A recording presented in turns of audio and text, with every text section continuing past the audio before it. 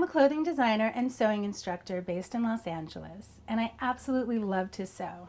I've been sewing since I was 14 and then studied costume design. And I was a costume designer in Florida. And then I went on to be an independent designer with my small label called Candyland. And I specialize in one-of-a-kind dresses and separates.